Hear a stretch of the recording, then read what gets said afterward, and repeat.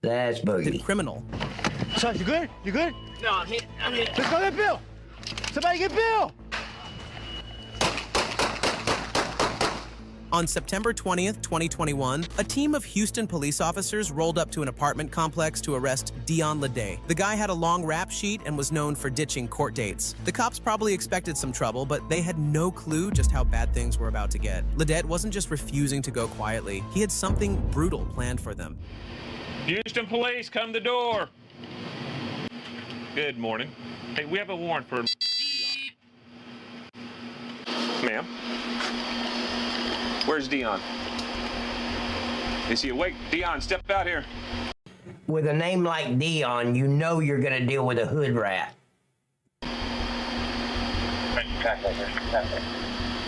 Is he awake? Ma'am. Yeah, step out here. I got kids. Okay. Dion, step on out here. You got to take care of some warrants. Just go back here, ma'am. Me? I got you. No, I do not see him. Dion, you need to step out. It's Houston police.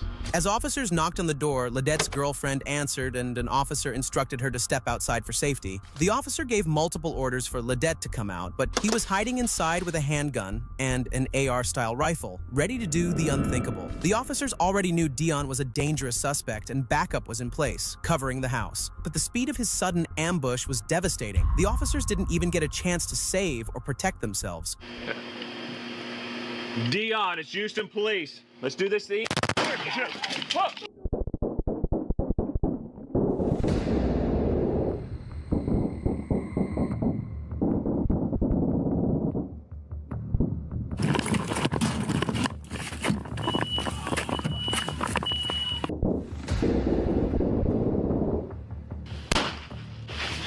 Oh, shit. Oh, fuck me. Son, you good? You good? No, I'm hit. Let's go get Bill.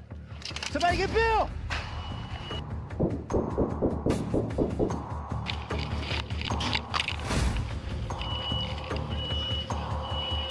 Before the officers could do anything else, Ledet suddenly opened fire from inside the apartment, unleashing a hail of bullets through the doorway. Officer Jeffrey, standing to the right, was hit multiple times and collapsed instantly, while Sergeant Vance, who was behind him, was also struck but managed to crawl away to safety. The other officers quickly returned fire as Ledet tried to escape through the back door, only to be met by a backup officer who fired his weapon. Ledet was fatally shot, bringing the deadly standoff to an end. Officer William Jeffrey was critically wounded and rushed to the hospital, where he was later pronounced dead, while Sergeant Vance, though seriously injured, was transported in stable condition. Next, you will see a shocking case where an officer was badly stabbed by a suspect and left with deadly...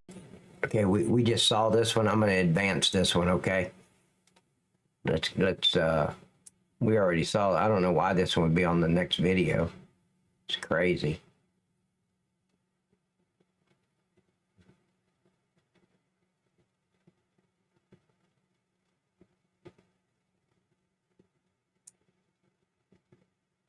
As the officer in this case was lucky to survive, the officers in our next case didn't have the same fate when they went to arrest a dangerous criminal. Yeah, definitely stay warm tonight. On May 10th, 2021, officers with the San Luis Obispo Police Department attempted to serve a warrant at the home of 37-year-old Edward Gueron, who was under investigation for a string of commercial burglaries. Around 5 p.m., officers were dispatched to the residence, unaware of just how deadly the encounter would become. While they knew Gueron had a history of resisting arrest and might be armed, they didn't realize he also carried a dangerous mindset, one that would soon put their lives in serious jeopardy. You haven't had your camera on this whole time? Let me just say this. It is never, ever a good idea to stand in front of a window. There's plenty of room on the other side of this officer, the other side of that door. I know the shades are drawn, but the suspect could just open fire and start shooting through that window. And look at it, they're just standing there. We made a point never to do that unless it was absolutely necessary. Police department, search warrant, open the door. We're going to force entry. Gueron? Edward. Gueron. Edward, open the door.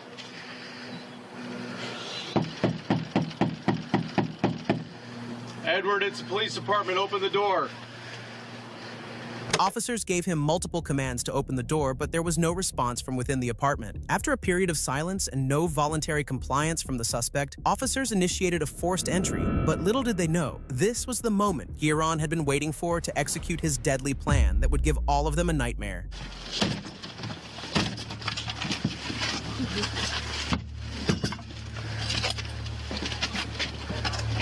Edward, come out here.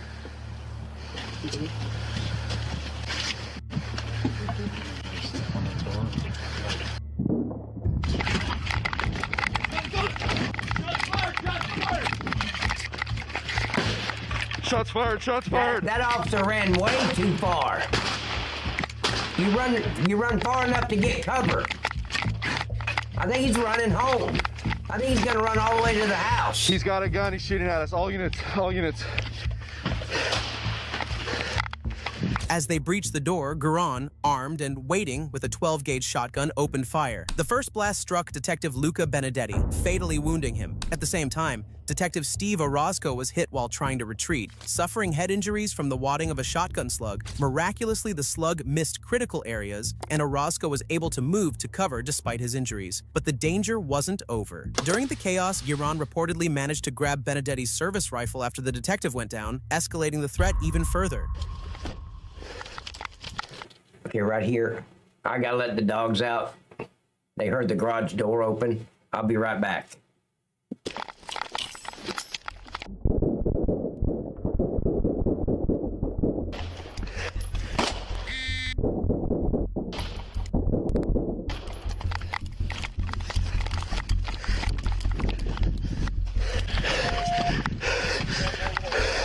Are you okay, Steve? In the head and the arm.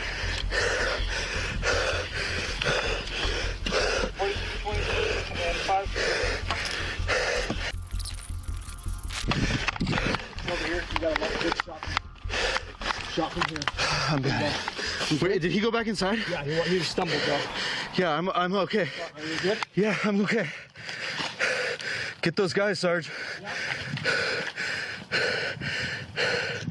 The standoff lasted more than 15 minutes. During the exchange, officers managed to wound Giron, forcing him to retreat deeper into his apartment. Additional units, including SWAT, arrived shortly after and secured the area, unaware of what they would soon discover. When officers finally made entry, they found Edward Giron dead from a self-inflicted gunshot wound, with Detective Benedetti's rifle lying nearby. Benedetti was rushed to the hospital but tragically succumbed to his injuries. Detective Orozco was treated for non-life-threatening wounds and eventually recovered. Next up, you will see how a suspect suddenly pulled a gun on an officer and was about to do a horrific act. Hey, you hold on. Don't touch me. You hold Don't on. touch me. Hey, you hold on. Hey, sit down. Hey, sit down. Hey, sit down. Sit down. On July 6th, 2023, Officer Matt Davis responded to a disturbance call at America's Car Mart, a used car dealership in the city. But what started as a routine call quickly turned into a violent confrontation when an armed suspect opened fire on Officer Davis, leaving him badly injured and slowly losing his life. As Officer Davis arrived at the dealership, a staff member pointed him toward the suspect, but little did he know that simple interaction was about to turn into a complete nightmare.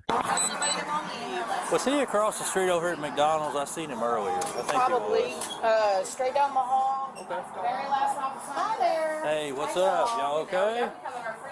Yeah. Hey, look, you come over here, call one. And come get me. Because I'm about to go off on this police. Hey, how you doing? Shit. What's going I don't know on, why man? you talking to me. Well, they called about you. What's going on? You have no authority, buddy. Yeah, we do. No, you don't. Yeah, we No, do. you don't. You're not even registered Secretary of State. You're color, supposed color of law, but you're not. Okay. But you're not, guy. So what's your You're not. stance on this? Okay, dude. Y'all That's know what him at I should all? say. Yeah. Okay. He handed me over some paperwork, so that's my vehicle out there. Bye. As Officer Davis spoke with the man, later identified as 41-year-old Esteban Lowry, he started acting agitated and it was clear things were heading in a bad direction. With Officer Davis that day was U.S. Army Specialist Ioannis Kuko, who was doing a civilian ride-along, a program that lets civilians or military members ride along with officers during their shift. After refusing several times to cooperate, Lowry tried to walk away when Officer Davis called for backup, and that's what triggered his aggressive side. I ain't going nowhere, I promise you that. Okay. Yeah.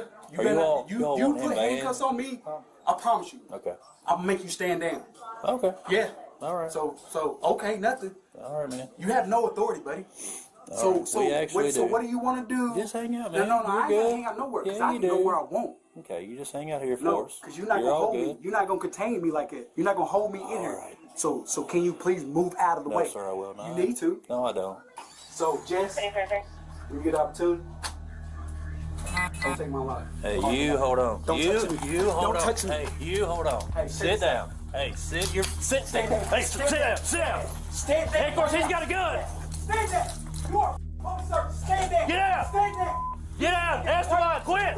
You Esteban, quit. stand there right now. Quit. Stand there. You're a police officer. Get out. Stand Get there. out. Get out. Esteban. 18 seconds. Hey, take cover. Take cover.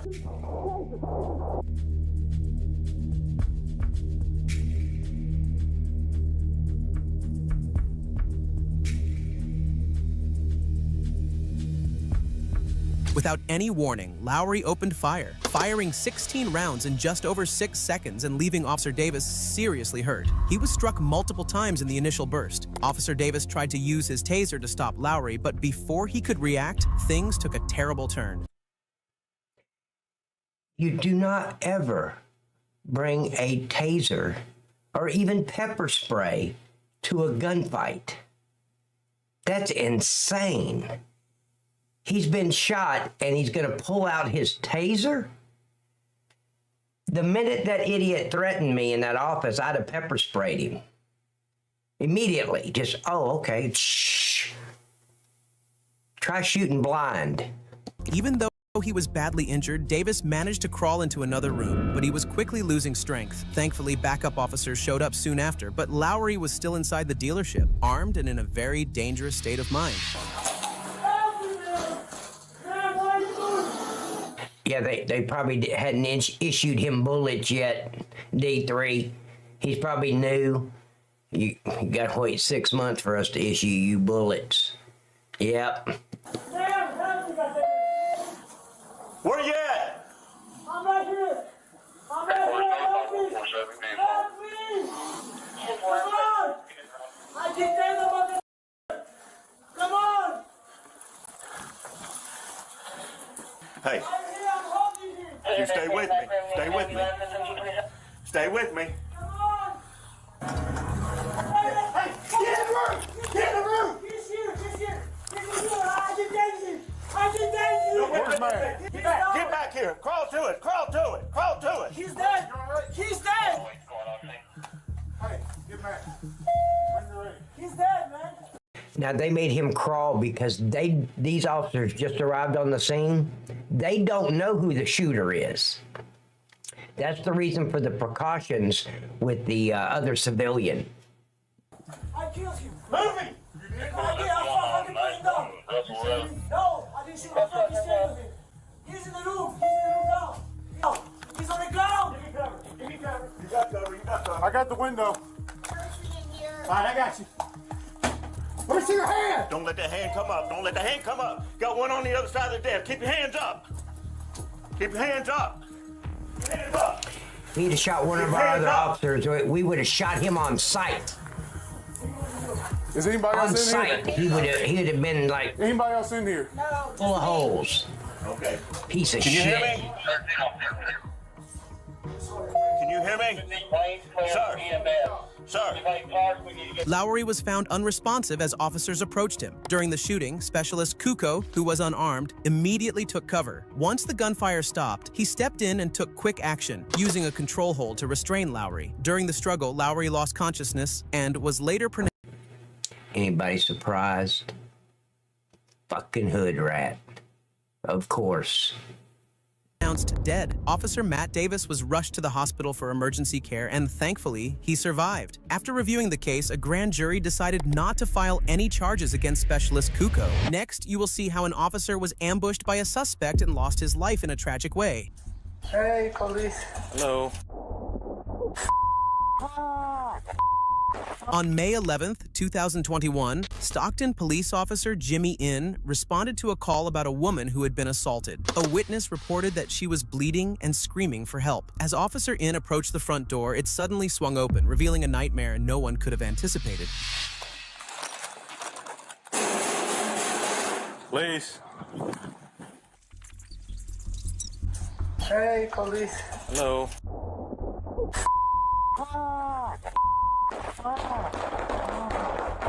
As Officer In knocked on the door, the suspect suddenly swung it open and fired without warning, hitting him before he had any chance to react. Officer In collapsed instantly, defenseless against the ambush. Moments Yeah, later, there's not too Officer much you can Pancho do with Freer that one. arrived, saw his fallen colleague, and immediately That can engaged in a happen to gunfight any with the officer. suspect. 58 shots fired. Shots fired. Partner's down.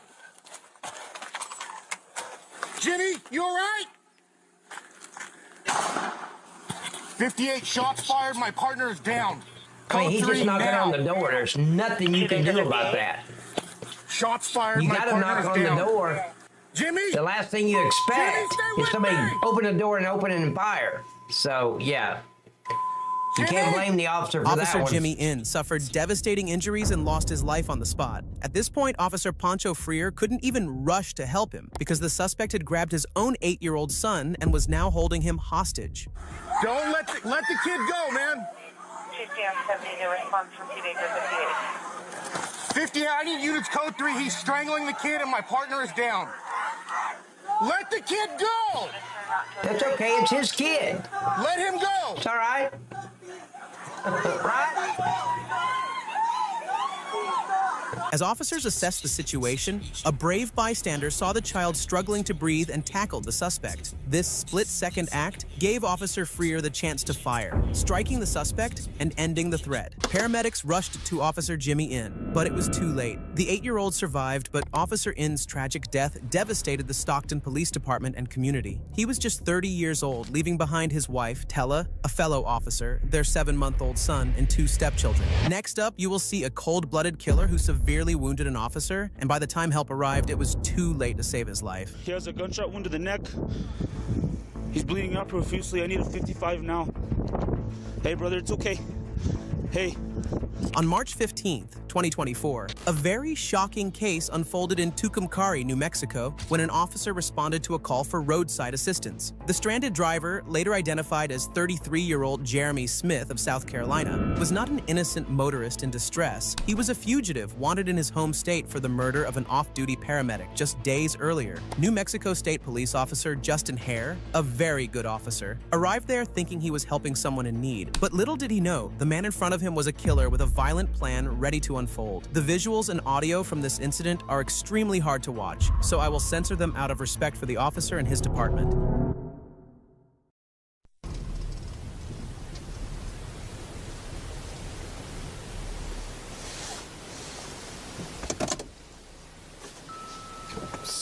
taking care of B97.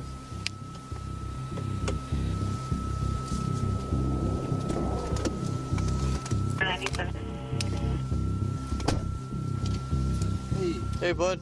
Got a flat tire. You can help me? What are you needing? Just a tire. I need a ride to the store. You get me there. Okay, I can get you back to town real quick, but nobody's open tonight. Catch him. You have a great night, buddy. That's when I get town. I just have him come back to get the car. Okay, go ahead and go to the front of my car real quick. I'll meet you up there real quick. I'll get...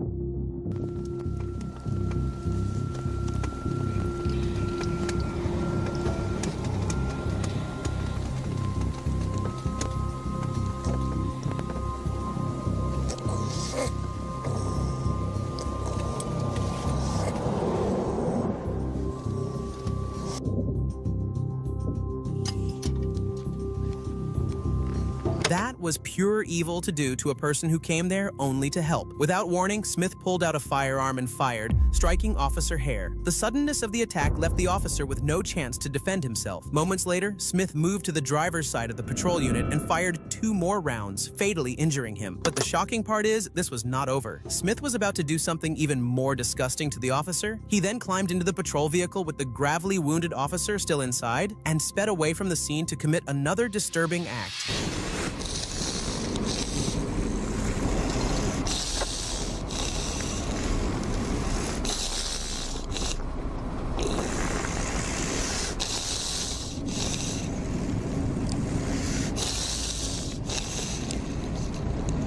System, responding units followed the GPS pings and discovered the terrifying scene.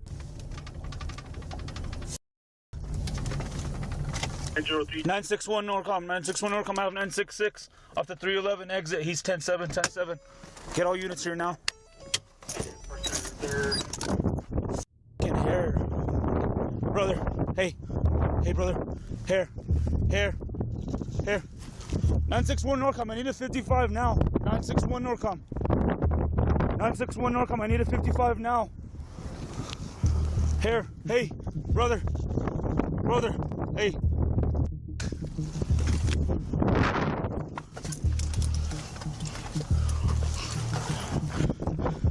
Hey, it's okay, brother.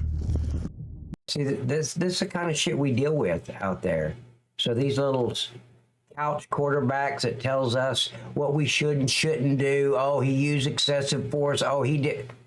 Until you walked a mile in a police officer's shoes, you have no right to your opinion. This is the kind of shit we deal with. Pure evil. And you never know when it's coming. Deputies spotted Smith at a gas station in Albuquerque. The area was quickly surrounded, and officers moved in to take him into custody. But once again, he tried to commit another horrible act. This time, however, the officers turned the tables, striking Smith and ending the threat. He was taken into custody with gunshot wounds, but survived. Jeremy Smith later pleaded guilty in federal court to multiple charges. And in April 2025, he was sentenced to life in federal prison without the possibility of parole. We need to get away from this life in prison. If the suspect has done something to constitute life in prison, sentence that piece of shit to death. The death penalty. No more life in prison. Next, you will see how an officer suffered severe injuries when a suspect did something terrible to him. Help him out. Come to me. Come to me. We here. We shot him. All right. 542 direct, 543 direct. We shot him. Come on, back up. On January 30th, 2022, a tragic and deadly incident unfolded in Crofton, Maryland, when officers responded to a domestic disturbance call. A woman had dialed 911, reporting that her son had assaulted her and was refusing to let her leave the home. Given the urgent nature of the call, officers were dispatched to the scene immediately, but they had no idea how deadly the encounter was about to become.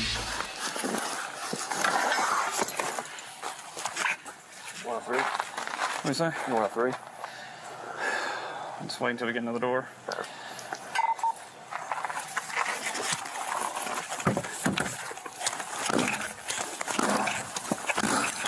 County Police!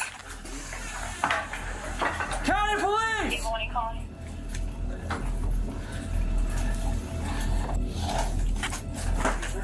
Stephen, when you're ready, are you calling? Never 2 in the house goes 3. County Police! Tougher.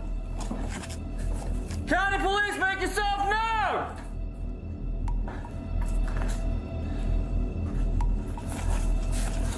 County Police! Make yourself known! Where you at? The mother repeatedly called out for help, but officers couldn't immediately reach her, unsure if the suspect was armed or posed an imminent threat. Her son, 20-year-old Deonta Quarles Jr., had no prior hood rat criminal record and was likely experiencing a mental health crisis. After the mother confirmed that he was unarmed, officers forced entry into the room, but they underestimated him. their Even mental without stability. a weapon, he was capable of I care about seriously their harming the actions. officers. I'm not a psychiatrist. I care about Let's see your enforcing hands. the Get on law the ground. and keeping Now. the public Get safe. on the ground right now! Hands behind your back. Don't move! Don't. You're gonna get tased. Get on the ground right now. Get on the ground. Come on, come on.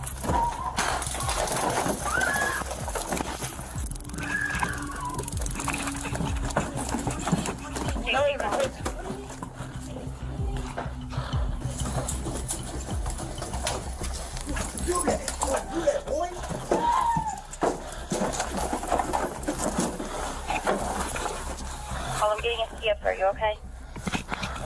Sir, it's more unit. 13.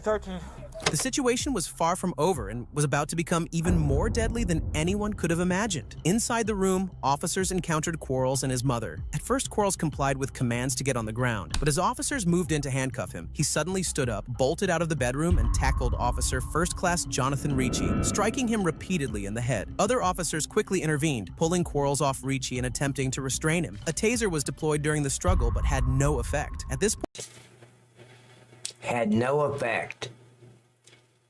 If they would just listen to me, get rid of the taser, stop spending taxpayer dollars on a piece of equipment that only works about 1 out of every 50 times deployed.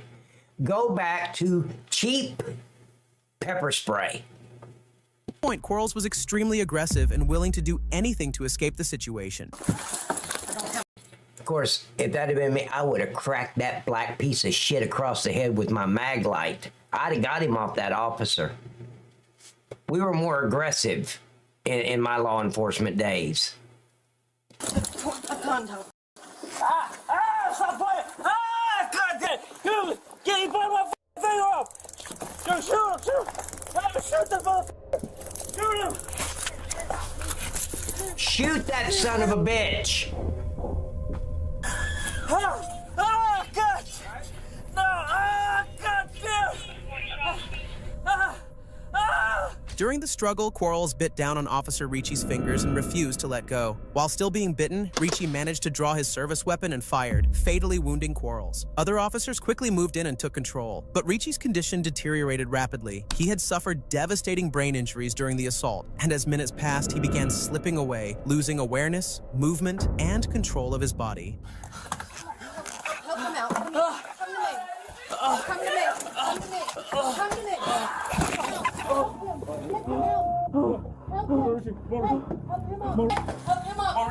Come on. What's hurt? Got an officer shot. We here. We shot at me. All right. 542 direct, 543 direct. We shot at. Come on, guys. 543, I'm direct. They said the officer was shot. He wasn't shot. What's hurt, Rich? I'm trying to bite my finger on my face. I can't feel my face. You can't feel your face? I knew that. He's not shot. 4 times. Officer B. What did he get? Upstairs. What happened? You guys know? Okay. Come on, man.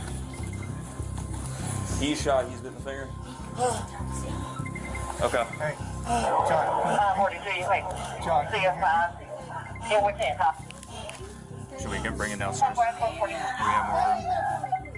Officer Ricci was quickly escorted from the home and rushed to a nearby hospital. He had suffered a serious hand injury from the bite and was later diagnosed with a traumatic brain injury. Meanwhile, paramedics arrived shortly afterward and pronounced Quarles dead at the scene. Following standard protocol, Ricci was placed on administrative leave pending the investigation. On October 3rd, 2022, the Maryland Attorney General's office released its final report, concluding that the use of deadly force was legally justified. In the aftermath, Dianta's mother, Meikle Quarles, said she regretted calling 911. The family later filed a federal civil rights lawsuit through attorney Malcolm Ruff. Officer Ricci was treated for his injuries, later released from the hospital, and remains employed with the Anne Arundel County Police Department. While the officer in this case was fortunate to survive, the two deputies in our next case don't have the same fate when they are suddenly get ambushed by a suspect.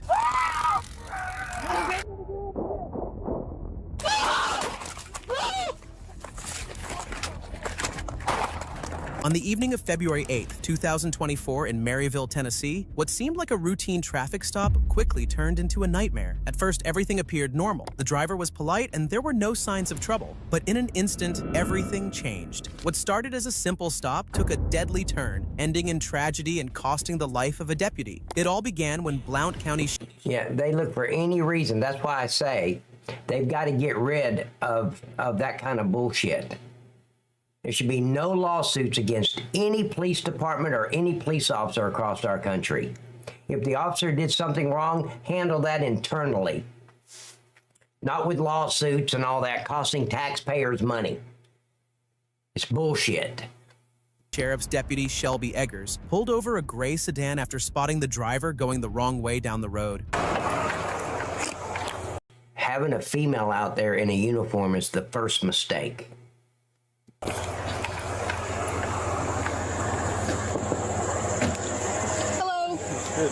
Sorry, I'm all right. Can we pull up into this driveway right here? All right, I'll see you up there. Hold on just a second. I'll talk to you. You see how she just turned around, turned her back to the driver as she was walking away? You never do that. Never.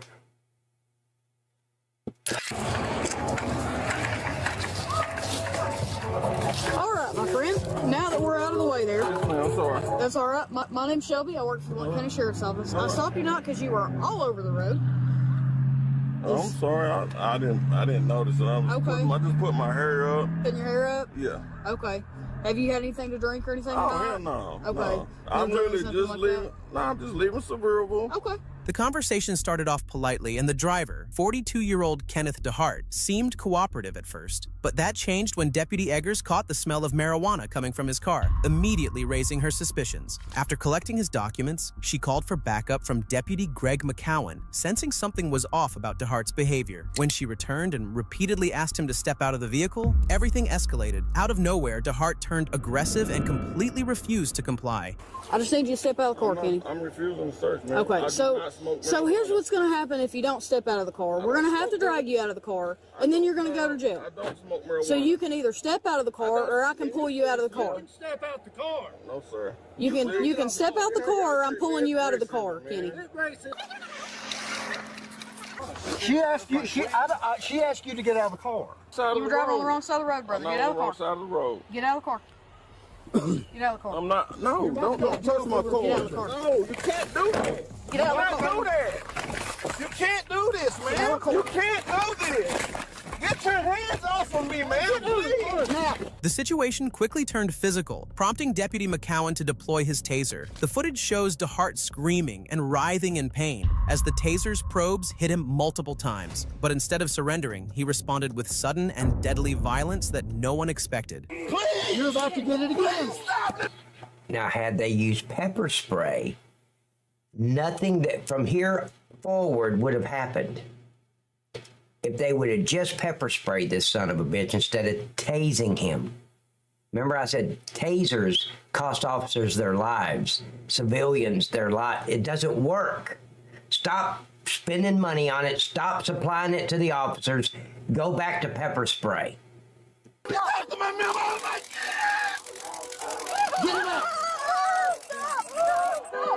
They're tasing the hell out of him. No effect. I just got tased.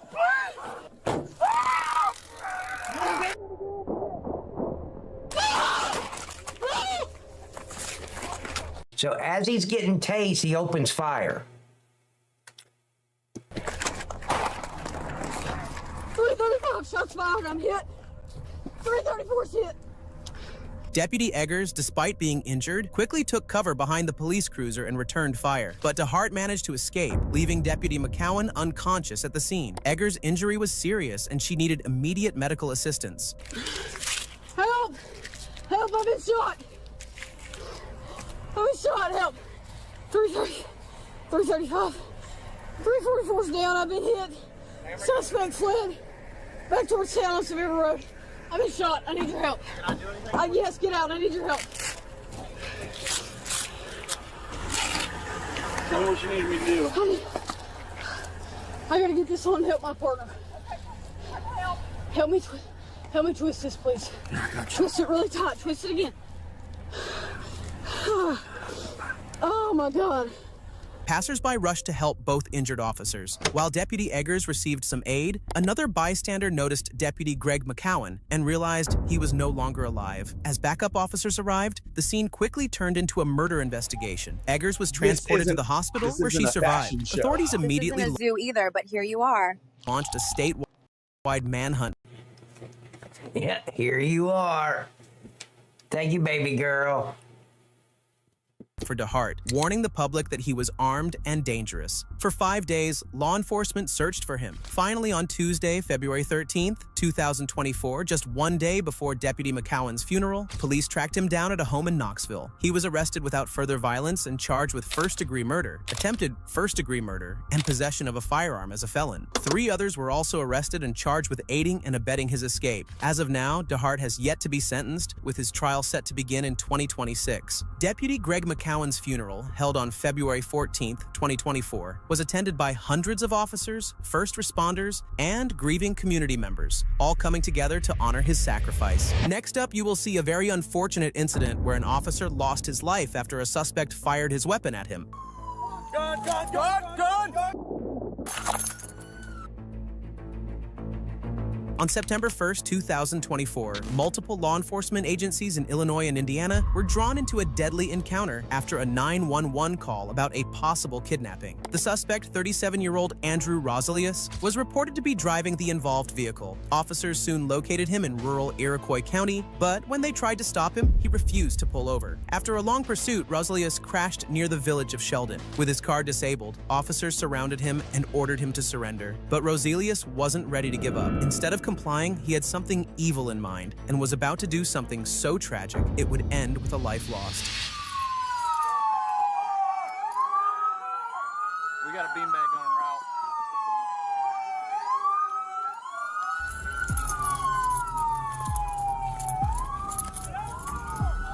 Right behind you. Absolutely, baby girl. Salute. Which Tahoe? Right behind him? Right behind him.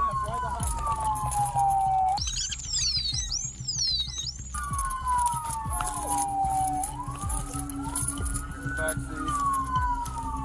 That is pistol rated disorder clear. I don't know. Hold on. Does anyone have a less lethal shotgun? Less lethal! Rosalius had no intention of surrendering. Instead, he was ready to do anything he could to escape the situation. Multiple officers were surrounding him, including Deputy Corporal Brandon Schreiber, who was standing near the front window of Rosalius's car. Deputy Schreiber was holding a shield at the time and appeared to be secure, but that would soon prove tragically wrong when the suspect took a terrible step. Get out of the way! Sir, put your hands on the roof! Put your hands on the roof! Pepper ball gun?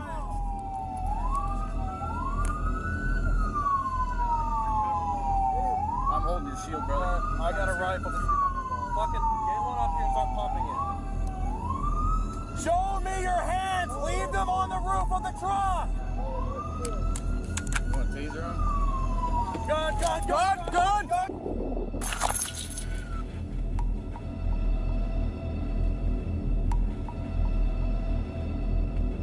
Rosalius suddenly pulled out a revolver and opened fire on the officers. Tragically, Deputy Schreiber was struck in the head and fatally injured. In response, an Iroquois County deputy returned fire, neutralizing Rosalius, who was pronounced dead at the scene. Despite the initial kidnapping report, no hostage was found inside the suspect's vehicle. After the shootout, Corporal Schreiber was rushed to the hospital, where he remained on life support for 10 days, fighting for his life. On September 11th, 2024, he sadly succumbed to his injuries. A devastating loss not only for his department, but for the entire law enforcement community across both states. May his soul rest in peace. And I truly hope no officer has to face such a fate again. My prayers go out to all who wear the badge. 2017, Officer Gregory Lovell from Salt Lake City Police responded to a call about harassment at a massage school. Witnesses said the suspect had allegedly groped a woman and was causing more trouble, which led to a request for immediate police response. Officer Lovell was the first to arrive at the scene to check things out, but little did he know his response was about to turn into a complete nightmare. People looking for a thing, you need to try walking back. Okay, do you want to press charges or anything? I don't know. I grab one of my... Hey, come over here for a second. Grab it quick. No. Come on, brother. Come over here. Take it right. Just give up. Hey, get away from the car. Pretty funny. 211, will you step my back up? Hey, get over here. Hey! Come here. Hey, come here. Just come talk to me for a minute, man. No. Come on, can Don't. you get Bonnie? Hey, stay right there. Can you get Bonnie? Get it. Sit down. Bro, can you Sit down. Come on. Sit down. The suspect, later identified as Michael Bruce Peterson, wasn't willing to comply with the officer and started... And you pepper spray him immediately. I just can't understand the concept of these officers not falling back to pepper spray. When deadly force is not needed, pepper spray.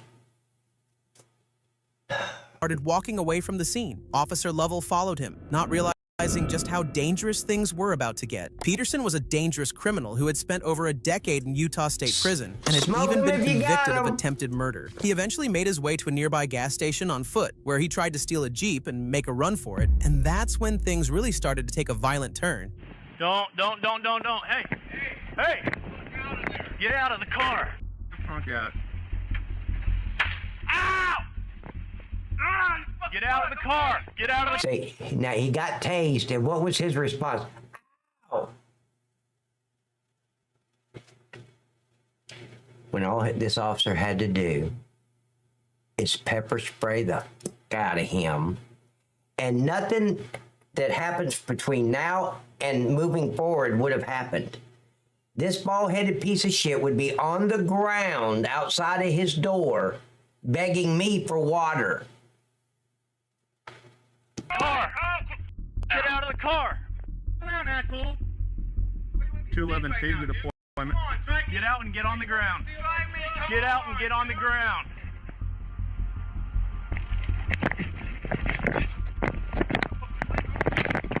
Let's go. Let's go.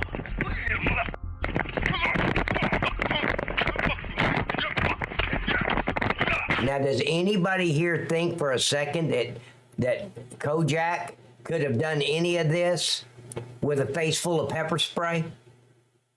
Couldn't. I am talking from experience, ladies and gentlemen.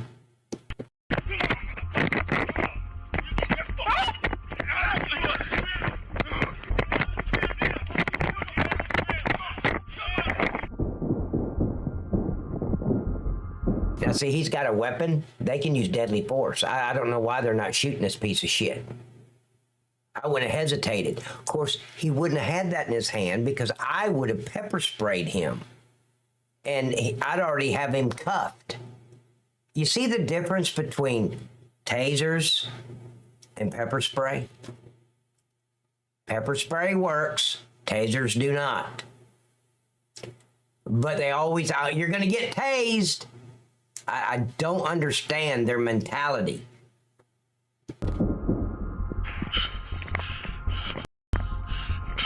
As Peterson stepped out of the vehicle, he suddenly overpowered Officer Lovell, sparking a violent close-quarters struggle. During the altercation, Peterson managed to disarm the officer, taking his police baton and using it against him. He struck Officer Lovell multiple times, inflicting severe injuries. The attack left the officer with a broken nose and a broken leg. At that critical moment, a backup officer witnessed the brutal assault and made the split-second decision to discharge his firearm, ultimately stopping the threat. Though Peterson was neutralized, Officer Lovell had already endured significant and painful injuries.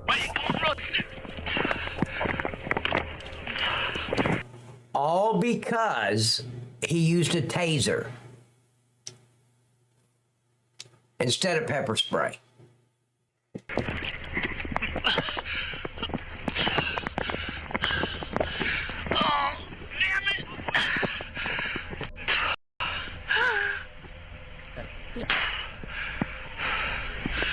Fire. The officer.